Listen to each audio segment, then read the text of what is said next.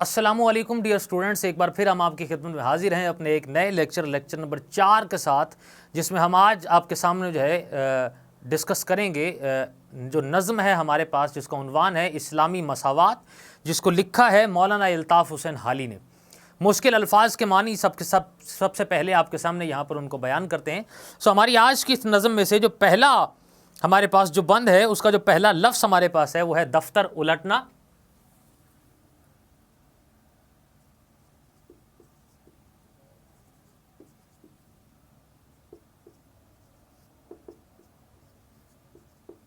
جس کا مطلب ہے زوال آنا۔ دوسرا لفظ ہمارے پاس یہاں پر جو موجود ہے وہ ہے مسخ ہونا،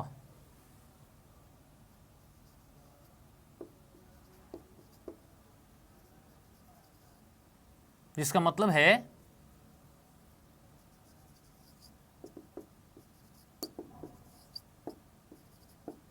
شکل تبدیل ہونا۔ تیسرا جو لفظ ہمارے پاس یہاں پر موجود ہے وہ ہے تونگر، جس کا مطلب ہے امیری یا دولت مند اس کو کہا جاتا ہے۔ چوتھا لفظ ہمارے پاس یہاں پر موجود ہے وہ ہے جوہر،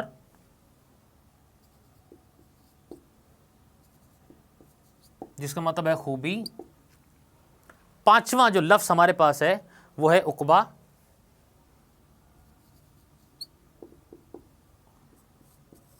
جس کا مطلب ہے آخرت۔ لفظ نمبر جو 6 ہمارے پاس جو موجود ہے یہاں پہ وہ ہے آہوزاری،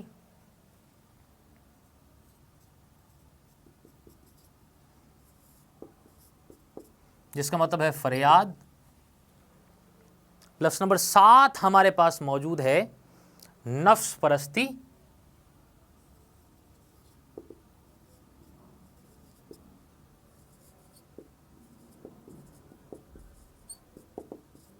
جس کا مطلب ہے نفسانی خواہشات۔ اگلا لفظ ہمارے پاس موجود ہے تعیش،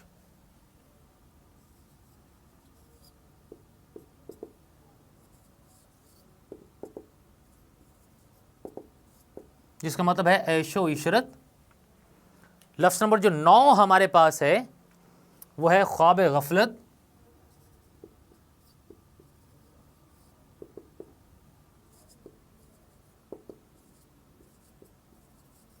جس کا مطلب ہے بے خبری کی نیند۔ جبکہ لفظ نمبر جو 10 ہمارے پاس موجود ہے یہاں پہ بند نمبر 3 کے اندر یہاں پر ہے، جس کو جو لفظ ہے قحط، جس کا مطلب ہے خشک سالی۔ قحط ہم یہ بھی کہتے ہیں کہ کسی بھی چیز پر جہاں پر اجناس کا پیدا نہ ہونا بھی، اس کو ہم قحط کے دائرے میں لاتے ہیں۔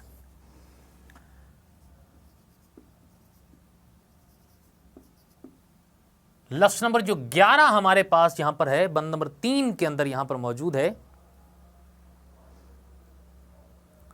وہ ہمارے پاس ہے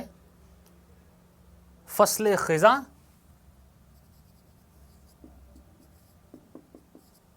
جس کا مطلب ہے خزاں کا موسم۔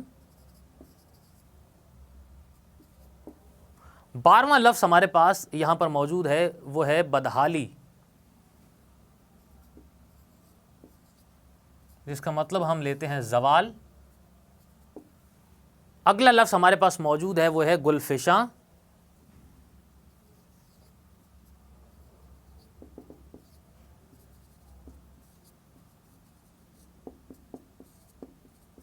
جس کا مطلب ہے پھول بکھیرنے والا۔ اور 14واں لفظ ہمارے پاس ہے بنی نوع انسان،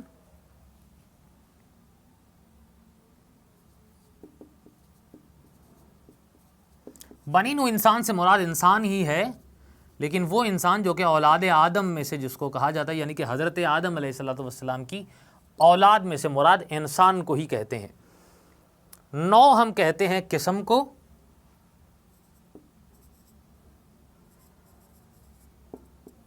اور 16واں جو لفظ ہمارے پاس ہے بند نمبر 3 کے اندر وہ ہمارے پاس ہے بشر، جس کا مطلب ہے انسان۔ لفظ نمبر جو 17 ہمارے پاس موجود ہے بند نمبر 4 کے اندر موجود ہے وہ ہے بندگان،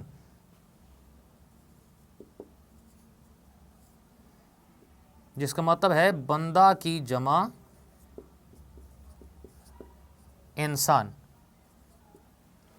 18واں جو لفظ ہمارے پاس ہے وہ یہاں پر موجود ہے قوتنا. قوتنا مطلب ہے خوراک اور روٹی. لفظ نمبر جو 19 ہمارے پاس موجود ہے وہ ہے جز، جس کا مطلب ہے سوائے. جبکہ لفظ نمبر جو 20 ہمارے پاس موجود ہے وہ ہے سمور و قطع،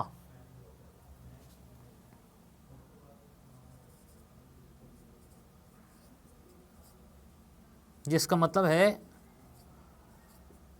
کہ لومڑی کی کھال سے بنا ہوا ریشمی لباس اس کو کہا جاتا ہے.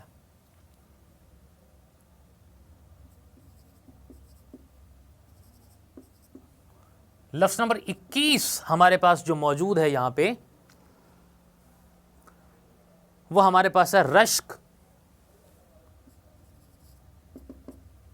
جس کا مطلب ہے کسی کے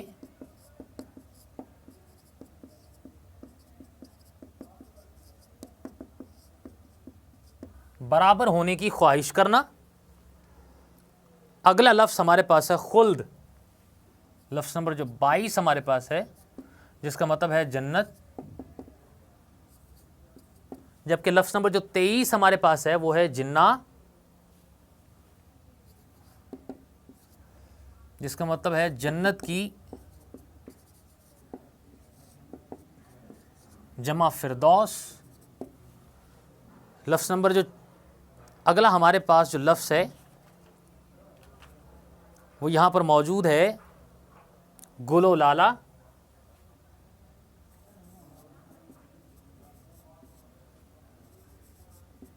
جس کا مطلب ہے گلاب کے پھول. 24واں جو لفظ ہمارے پاس یہاں پر موجود ہے وہ ہے نزاکت، جس کا مطلب ہے نازک مزاجی. لفظ نمبر جو 25 ہمارے پاس یہاں پر موجود ہے پوشاک،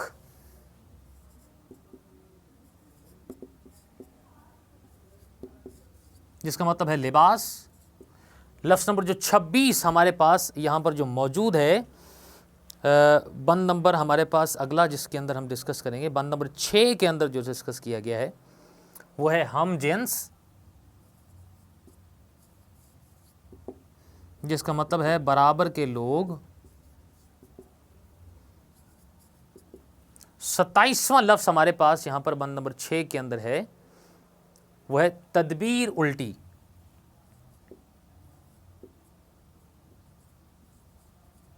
جس کا مطلب ہے امید کے خلاف.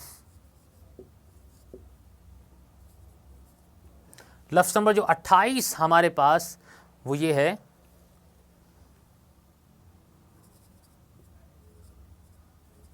کھوٹی تقدیر، جس کا مطلب ہے بدقسمتی. اگلا لفظ جو ہمارے پاس ہے وہ شعر نمبر 7 کے اندر سے ہے جس کو ہم یہاں پر آپ کے سامنے لکھتے ہیں.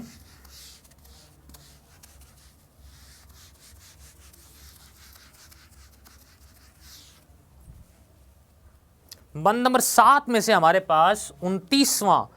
جو لفظ ہمارے پاس یہاں پر ہے وہ ہے کتاب ہدا،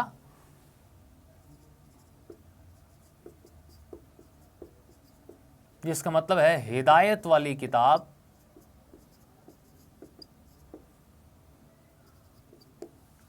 لفظ نمبر جو 30واں ہمارے پاس یہاں پر موجود ہے وہ ہے کنبہ،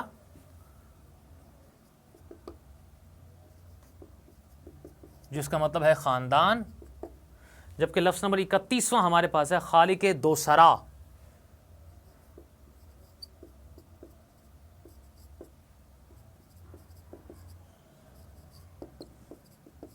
دونوں جہانوں کو پیدا کرنے والا. اگلا لفظ ہے ہمارے پاس خلاق، لفظ نمبر 32، جس کا مطلب ہے خلائق کی. لفظ ہمارے پاس ہے جی خلائق، جس کا مطلب ہے خلق کی جمع، مخلوقات کو کہا جاتا ہے. اور اس کے بعد ہمارے پاس ایک لفظ ہمارے پاس ہے جی ولا، لفظ نمبر 23 ہے، جس کا مطلب ہے دوستی یا محبت کو کہتے ہیں. یہاں پر ہماری جو نظم ہے اس کے الفاظ کے معنی یہاں پر ہمارے اختتام کو پہنچتے ہیں. اب ہم آتے ہیں اس کی وضاحت کی طرف، اور وضاحت سے پہلے ہم مولانا الطاف حسین حالی کے حوالے سے کچھ اس کی حالات زندگی کو آپ کے سامنے یہاں پر ڈسکس کریں گے کہ مولانا الطاف حسین حالی 1837 میں پانی پت کے اندر پیدا ہوئے. 9 برس کی عمر کے تھے جب ان کے والد محترم اس جہان فانی سے کوچ کر گئے، اور لیکن حالی نے اس کے باوجود اپنی تعلیم کے سلسلے کو جاری رکھا. حالی نے مرزا اسد اللہ خان غالب اور ان کے ساتھ ساتھ محمد حسین آزاد کے ساتھ مل کر نہ صرف موضوعاتی نظمیں بنائیں، بلکہ مرزا اسد اللہ خان غالب سے اپنے شعری جو ہے وہ تصانیف اور اس کے علاوہ مختلف غزلیات کی تصحیح بھی کروایا کرتے تھے. اس میں سے جدید جو شاعری کو ایک رجحان دیا ہے خاص طور پر غزل کے میدان کے اندر، وہ مولانا الطاف حسین حالی اس کے بانیوں میں سے ایک ہیں کہ جنہوں نے غزل کو ایک نئے رنگ کے اندر اور نئے انداز کے اندر ایٹ دیٹ ٹائم اس میں سے پیش کیا. جبکہ سوانح نگاری کسی کی انسان کی ذات کے اوپر لکھنا اور زندگی کے اوپر لکھنا اور اس کے ساتھ ساتھ ایک بہترین نقاد ہونے کی حیثیت سے مولانا الطاف حسین حالی کو بر صغیر کے اندر اردو زبان کے اندر بہترین انداز میں اور اچھے لفظوں میں ان کو یاد کیا جاتا ہے.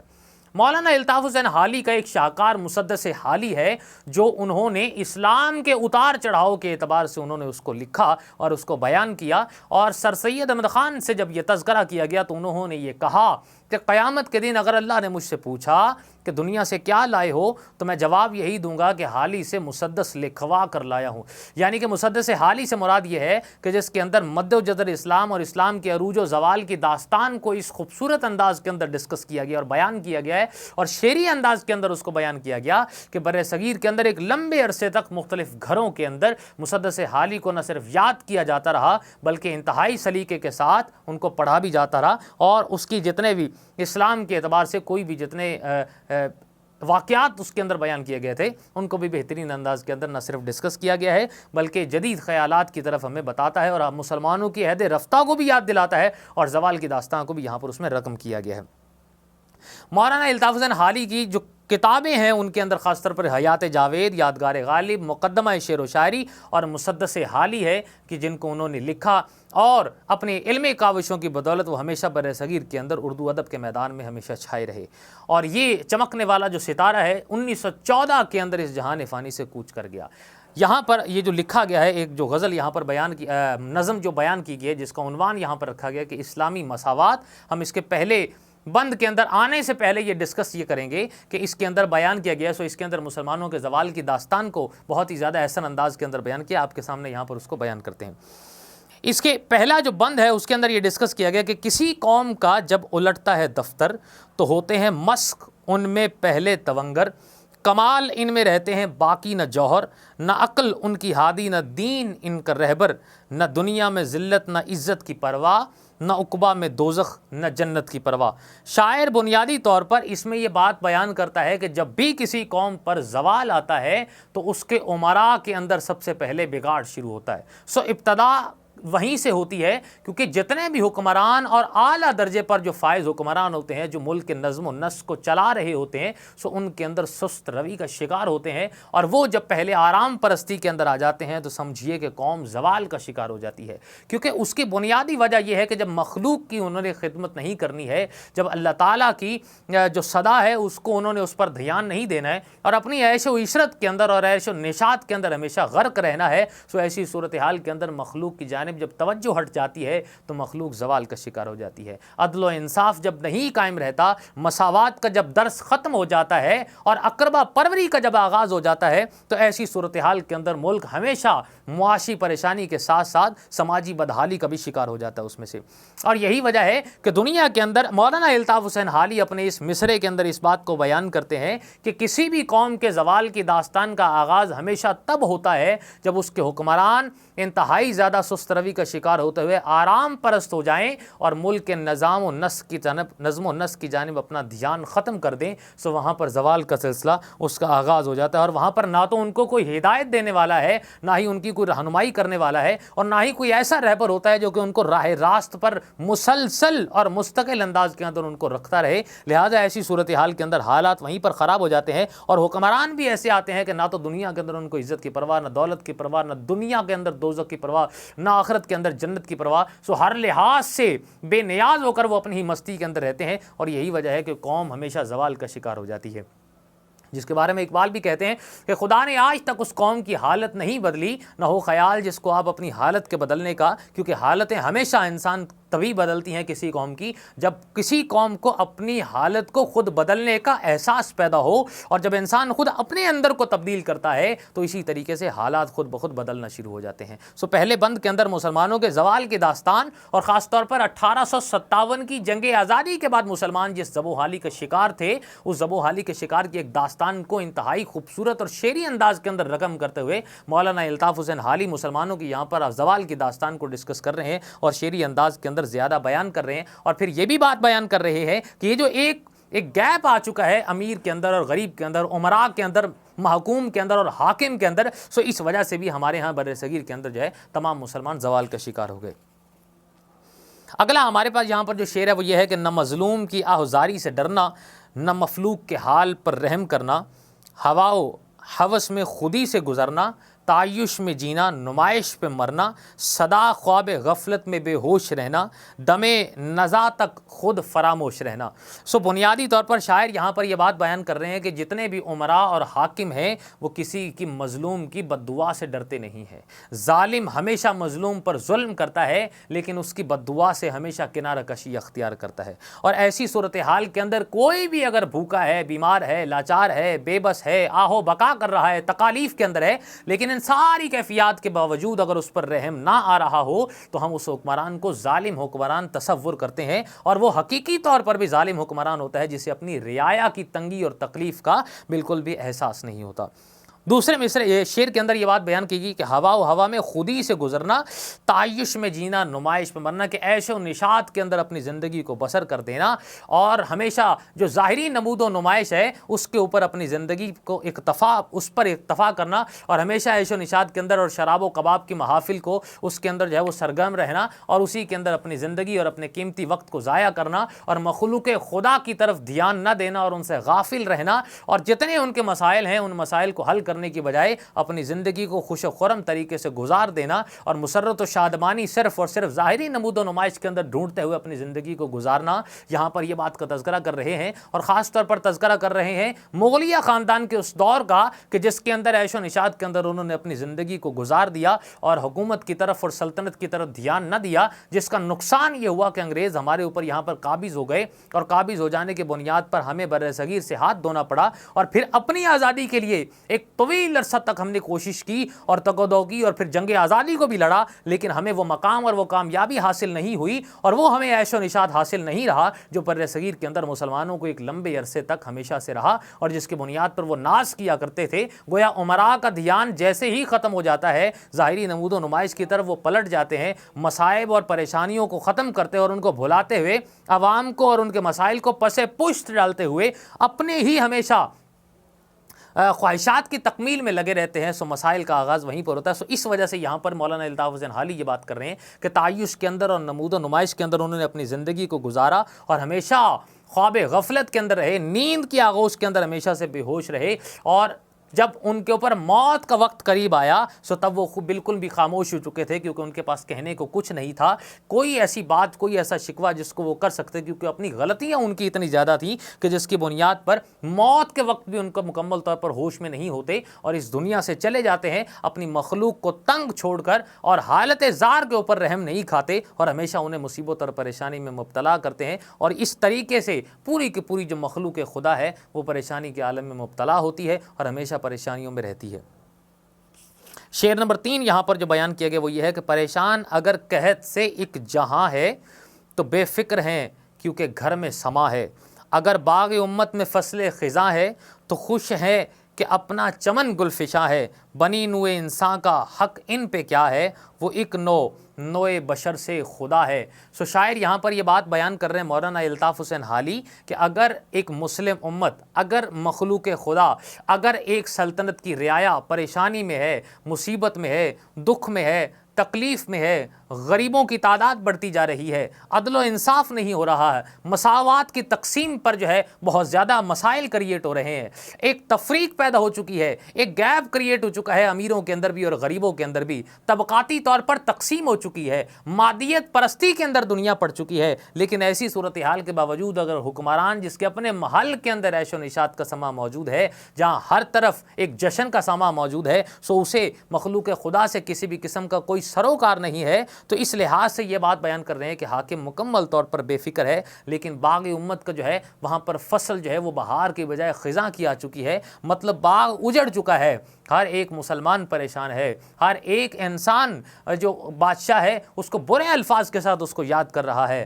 اور ہر ایک انسان جو ہے حکمرانوں کو گالیاں دے رہا ہے اور برا بھلا کہہ رہا ہے۔ تو ایسی صورتحال کے اندر لیکن بادشاہ کو مکمل طور پر اس بات سے بے نیاز ہو کر اپنے محل کے اندر پھول کھل رہے ہیں، خوشیاں مہک رہی ہیں، اور اپنی ہی مسرت اور شادمانی کے اندر اپنے ہی دھیان میں اور مستی میں محو ہے، سو ایسی صورت میں اسے مخلوق خدا کا کسی بھی طرح کا احساس نہیں ہے، رعایا کا کسی بھی طرح کا احساس نہیں ہے، سلطنت کا اور حکومت کا کسی طرح سے کوئی احساس نہیں ہے، شراب و کباب کی محفلوں کے اندر سرگم رہ کے صرف وہ اپنی ذات کے اندر محو ہے اور اپنی آسائش کے لیے ہر وہ سامان مہیا ہو رہا ہے اور اس کو وہ پیدا کر رہا ہے۔ سو اس لحاظ سے یہاں پر شاعر یہ بات بیان کر رہے ہیں، اور یہ بھی بات بیان کر رہے ہیں کہ بنی ہوئے انسان کا ان پر کوئی حق نہیں ہے اور عام آدمیوں سے بھی ان کا کوئی تعلق نہیں ہے، کیونکہ یہ سب کے سب اپنے آپ کو ان تمام لوگوں سے جدا سمجھتے ہیں۔ سو جدا سمجھنے کی بنیاد پر ہمیشہ ہر وہ کام کرتے ہیں کہ جو انہیں زیادہ بہتر لگتا ہے، جو انہیں زیادہ اچھا لگتا ہے، لیکن اس میں مخلوق خدا کی خدمت شامل نہیں ہوتی،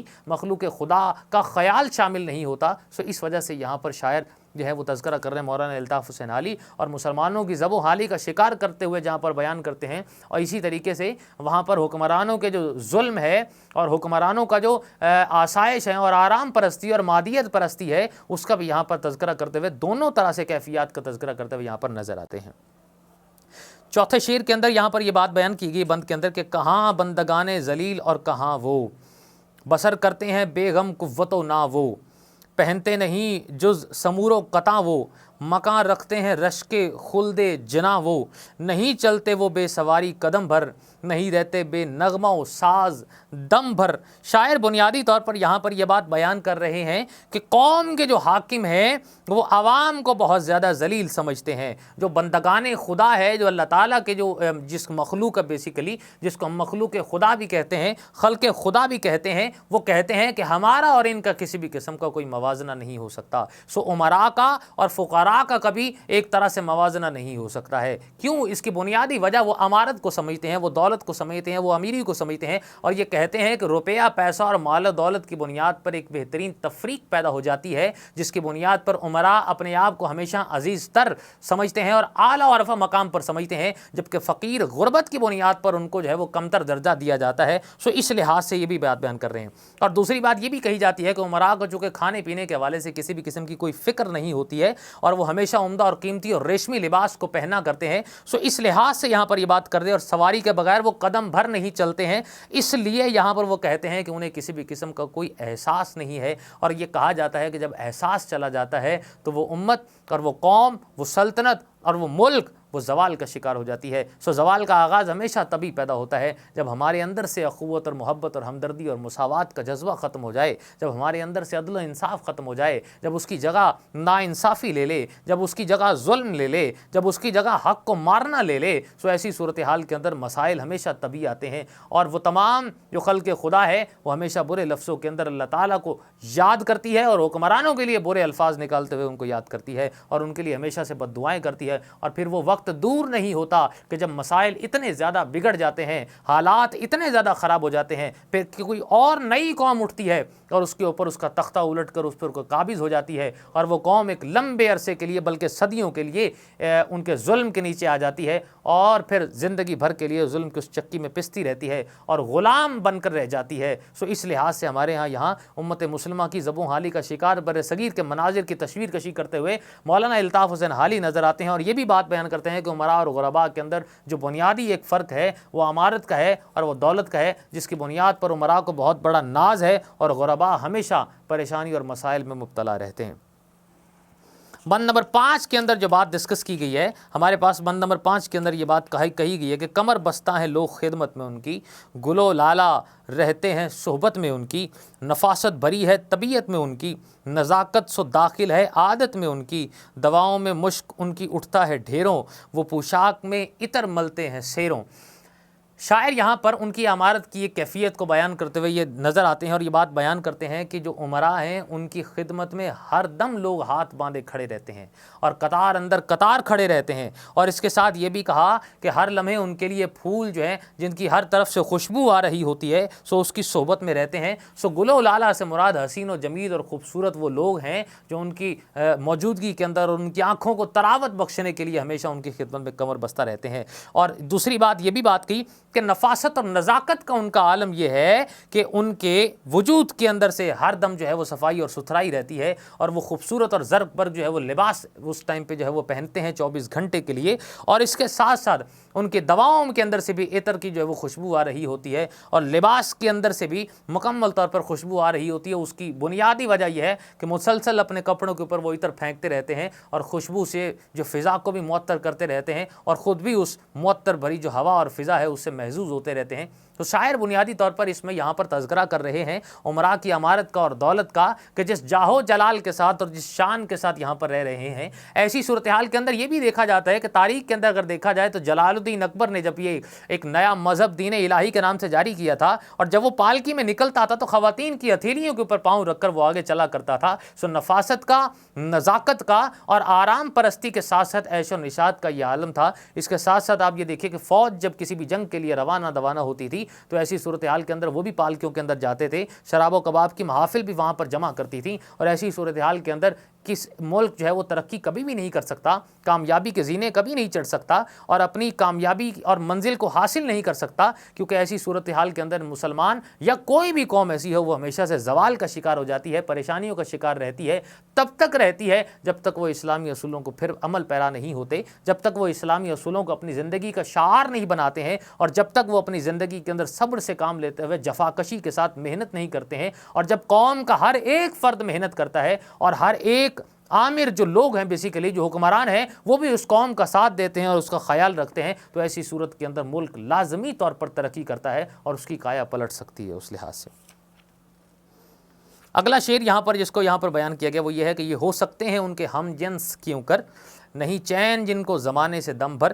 سواری کو گھوڑا نہ خدمت کو نوکر، نہ رہنے کو گھر اور نہ سونے کو بستر، پہننے کو کپڑا نہ کھانے کو روٹی، جو تدبیر الٹی تو تقدیر کھوٹی۔ اب یہاں پر ایک پچھلے بند کے اندر امراء کا تذکرہ کیا گیا، لیکن یہاں پر تذکرہ کیا جا رہا ہے غرباء کا، اور غرباء کی جو ہے وہ ایک حالت کو یہاں پر بیان کرتے ہیں، اور یہ کہتے ہیں کہ یہ ان جیسے کیسے ہو سکتے ہیں کیونکہ زمانے کے اندر ان کو چین نہیں ہے، غریب لوگ ہمیشہ اپنی زندگی کے اندر روزی اور روٹی کے فکر میں رہتے ہیں، معاشی پریشانی کا شکار رہتے ہیں، اور ان کی خدمت کے لیے نہ تو کوئی نوکر چاکر ہوتے ہیں، نہ ہی کوئی گھوڑا ہوتا ہے جس پر وہ سوار ہو سکیں اور ایک سفر اپنا طے کر سکیں، نہ رہنے کے لیے ان کے لیے گھر ہوتا ہے، نہ سونے کے لیے ان کے پاس کوئی بستر اثر ہوتا ہے، کہیں فٹ پاتھ پر یہ سو جاتے ہیں، کہیں آسمان کو چھت بنا کر رہنے لگ جاتے ہیں. سو بسیرا جہاں ملتا ہے انہیں موقع وہیں پر کسی کی زمین پر اور اللہ تعالیٰ کی بچھائی ہوئی زمین پر گزر اوقات کرتے ہیں اور اپنی زندگی کو یوں ہی بسر کرتے ہیں. ان کے پاس پہننے کے لیے نہ تو مکمل لباس موجود ہوتا ہے، نہ ہی ان کے پاس کھانے کے لیے مکمل روٹی موجود ہوتی ہے، بلکہ ان کی قسمت ہمیشہ الٹی ہو جاتی ہے. یہ جب بھی کوئی کام کرنے لگ جاتے ہیں تو درمیان میں کوئی نہ کوئی کام ایسا الٹا ہو جاتا ہے کہ ان کے مسائل پھر سے بڑھ جاتے ہیں، معاشی تنگی پھر سے ہو جاتی ہے، کیفیات سے پھر دو چار ہو جاتے ہیں، تکالیف پھر بھی ان کے ساتھ رہتی ہیں. کبھی جسمانی تکلیف رہتی ہے، کبھی سماجی تکلیف رہتی ہے، کبھی معاشی تکلیف سے دو چار ہوتے ہیں، اور کبھی ذہنی پریشانی سے میں الجھ کر رہ جاتے ہیں. سو یہاں پر غرباء کا ایک بہت زیادہ ایک مظلومانہ ایک جو نقشہ ہے اس کو مولانا الطاف حسین حالی نے بہت خوبصورت انداز کے اندر اس کو کھینچتے ہوئے غرباء کی یہاں پر تفصیل بیان کرتے ہیں کہ جو غرباء کے مسائل ہیں وہ مسائل بہت زیادہ ہیں، اور آج کل وقت کے ساتھ ساتھ چونکہ غرباء ہر ایک مسئلے سے دوچار ہیں اور پریشانیاں ان کی بڑھتی جا رہی ہیں. سو اس لحاظ سے ایک باہمی طور پر عمراء شعر نمبر ہمارے پاس جو 7 یہاں پر یہ بیان کیا گیا وہ یہ ہے کہ یہ پہلا سبق تھا کتاب خدا کا کہ ہے ساری مخلوق کنبہ خدا کا، وہی دوست ہے خالق دو سرا کا، خلائق سے ہے جس کو رشتہ ولا کا، یہی ہے عبادت یہی دین و ایمان کہ کام آئے دنیا میں انسان کے انسان. ایک بہت گہرا اور ایک بہت اچھا سبق یہاں پر شاعر یہ دیتے ہوئے ہے کہ پہلا سبق جو ہدایت کی کتاب میں قرآن مجید کے اندر ہمیں یہ ملا ہوا ہے وہ یہ ہے کہ ساری مخلوق جو ہے وہ اللہ تعالیٰ کا کنبہ ہے، یعنی کہ ساری مخلوق اللہ تعالیٰ کے ایک خاندان ہے. سو اس لحاظ سے ہمیں مخلوق خدا کی خدمت کرنی چاہیے. وہی ہے جو دونوں جہانوں کو پیدا کرنے والا ہے، وہی ہے جو رب العالمین ہے، وہی ہے جو ساروں کو رزق عطا کرنے والا ہے، اور وہی ہے جس کے بارے میں قرآن میں جس نے یہ لکھ دیا کہ ان اللہ یرزق من یشاء بغیر حساب، کہ بے شک اللہ تعالیٰ جسے چاہتا ہے بے حساب رزق عطا کر دیتا ہے. سو اس لحاظ سے شاعر یہاں پر یہ بات بیان کر رہے ہیں اور پھر ایک گہرا سبق دے رہے ہیں کہ دنیا کے اندر دوست وہی ہے جو دوسرے کے ساتھ مدد کرتا ہے، جو دوسرے کی ہیلپ آؤٹ اس کی کرتا ہے، اور دنیا کے اندر جس کے ساتھ جو تعلق ہمیشہ اپنا جوڑتا ہے اور مخلوق خدا کی خدمت میں لگا رہتا ہے اور مخلوق خدا سے ہمیشہ محبت کرتا رہتا ہے. سو دنیا کے اندر وہی انسان ہے. اور آخری ایک جو شعر ہے جس کے اندر یہ بات ڈسکس کر رہے ہیں اور بیان کر رہے ہیں کہ یہی ہے عبادت یہی ہے دین و ایمان. گویا دین بھی یہی ہے، ایمان بھی یہی ہے، عبادت بھی یہی ہے کہ دنیا کے اندر انسان انسان کی مدد کرتا رہے، انسان انسان کی حمایت کرتا رہے، بے یار و مددگار لوگوں کی مدد کرتا رہے، محتاجوں کی مدد کرتا رہے، فقراء کی مدد کرتا رہے اور مساکین کو کھانا کھلاتا رہے اور ان کی بھی جہاں تک ہو سکے مدد کرتا رہے. گویا دنیا کے اندر یہ بھی کہا گیا ہے کہ خیر الناس من ینفع الناس، کہ تم میں سے بہتر انسان وہی ہے جو دوسروں کو نفع دے سکتا ہے. سو دوسروں کو فائدہ پہنچانے کے لیے، دوسروں کو نفع دینے کے لیے جو بندے ہر دم تیار رہتے ہیں، دنیا کے اندر مخلوق خدا سے محبت کرتے ہیں، اللہ تعالیٰ کی رضا کی خاطر نیک اعمال کرتے ہیں اور نیک کام کرتے ہیں اور بے یار و مددگار لوگوں کی ہر دم مدد کو تیار رہتے ہیں. سو ایسے لوگ ہی ہیں جو دنیا کے اندر بھی کامیاب ہیں اور آخرت کے اندر بھی کامیاب ہیں، جن کے اندر دنیا کے اندر بھی جن کے لیے فلاح موجود ہے اور جن کے لیے آخرت کے اندر بھی بہت بڑا اجر اللہ تعالیٰ کی جانب سے ملے گا. سو یہاں پر الطاف حسین حالی ایک بہت اچھا اخلاقی سبق دیتے ہوئے یہاں پر نظر آتے ہیں اور انسان کو اس بات کی تلقین کرتے ہیں کہ اسے چاہیے کہ دنیا کے اندر ہمیشہ ہر لمحہ دوسروں کی مدد کے لیے تیار رہنا چاہیے. اسی صورت میں کامیابی میسر آ سکتی ہے. ہماری یہاں پر جو ہے یہ نظم اپنے اختتام کو پہنچتی ہے. اس کی وضاحت ہم نے آپ کے سامنے بیان کی. انشاءاللہ نئے لیکچر کے ساتھ دوبارہ آپ کی خدمت میں حاضر ہوں گے. اجازت دیجیے. اللہ حافظ.